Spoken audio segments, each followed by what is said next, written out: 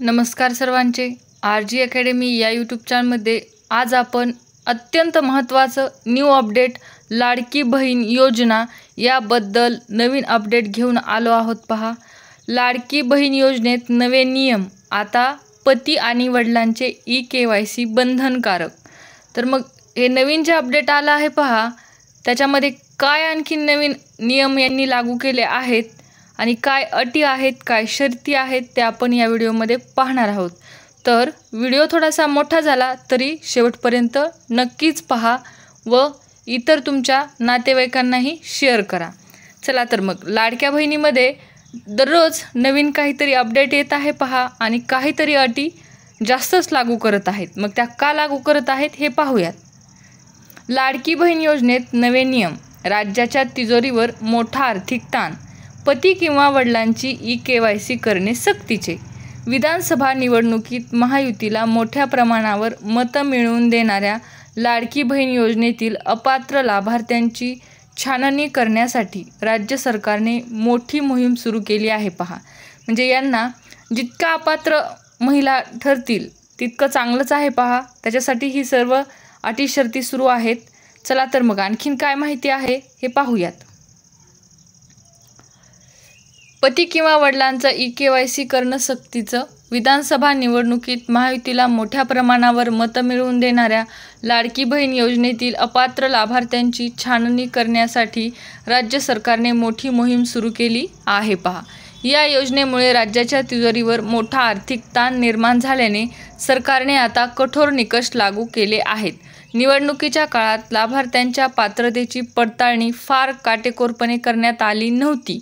मात्र वाढता आर्थिक भार लक्षात घेऊन अलीकडच्या काळात लाखो बोगस लाभार्थ्यांना या योजनेतून वगळण्यात आले आहे।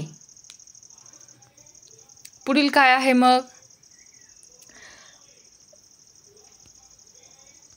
यासोबतच सरकारने आणखीन एक महत्त्वाचा नियम लागू केला असून आता योजनेतील महिला लाभार्थ्यांसोबत त्यांच्या पती किंवा वडिलांची KYC करणे सक्तीचे करण्यात आले आहे।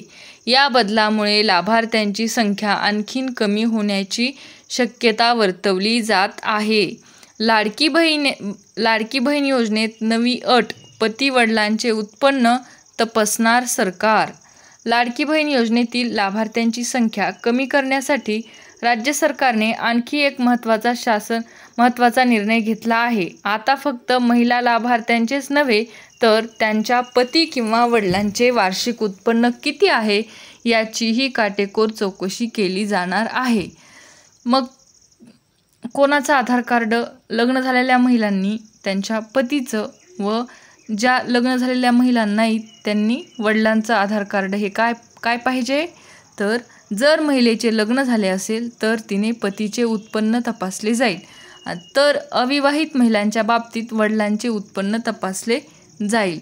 महिला लाभार्थ्यांचे वैयक्तिक उत्पन्न कमी असले तरी कुटुंबाचे एकूण उत्पन्न 2.5 लाख रुपयांपेक्षा जास्त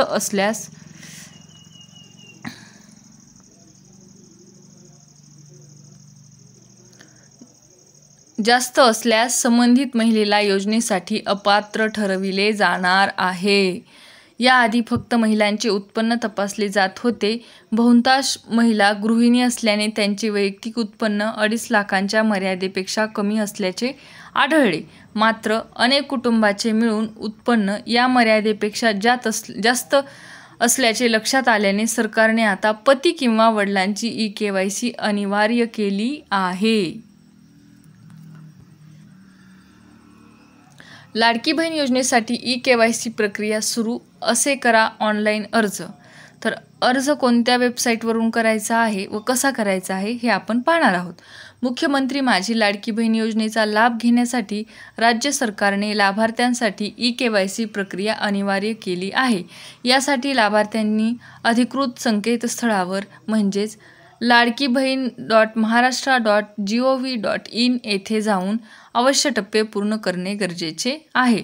संकेतस्थळावर गेल्यानंतर KYC बॅनरवर क्लिक केल्यावर संबंधित फॉर्म उघडतो। येथे लाभार्थ्याने आपला आधार क्रमांक आणि कॅप्चा कोड भरून आधार प्रमाणीकरणासाठी संमती दिल्यानंतर सेंड OTP या बटनावर क्लिक करावे. नोंदणीकृत मोबाईल क्रमांकावर आलेला OTP टाकून सबमिटवर क्लिक केल्यानंतर पुढील टप्पा सुरू होतो. प्रणाली सर्वप्रथम तपासते की संबंधित लाभार्थ्याची eKYC आधीच पूर्ण झाली आहे की नाही. जर eKYC पूर्ण असेल तर eKYC आधीच पूर्ण झाली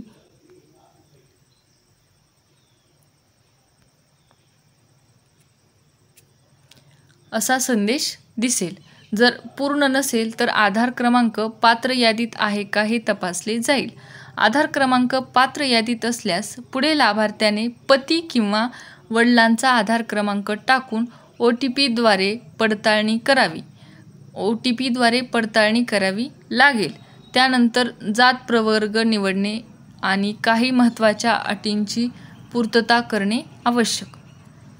या घोषणांमध्ये पुढील बाबींचा समावेश: कुटुंबातील सदस्य शासकीय, अर्धशासकीय सेवेत कार्यरत नाही किंवा निवृत्तीवेतन घेत नाहीत. कुटुंबातील केवळ एक विवाहित आणि एक अविवाहित महिला या योजनेचा लाभ घेत आहे. सर्व माहिती व घोषणा सबमिट केल्यानंतर शेवटी स्क्रीनवर सक्सेस, तुमची eKYC पडताळणी यशस्वीरित्या पूर्ण झाली आहे असा संदेश दिसतो. पण तुम्हाला या सर्व अटी ज्या आहेत त्या यस नो करत चालायचं आहे. पण याच्यात जर तुम्ही पात्र असाल तरच तुमची eKYC ही पूर्ण होणार आहे. याच्यामध्ये न्यू अपडेट काय आहे तर तुम्हाला वडिलांचं किंवा पतीचं, म्हणजे लग्न झालं असेल तर पतीचं आणि अविवाहित असाल तर वडिलांचं आधार कार्ड eKYC असणं गरजेचं आहे. तर व्हिडिओ आवडला असेल तर नक्कीच लाईक, शेअर आणि कमेंट करायला विसरू नका. धन्यवाद.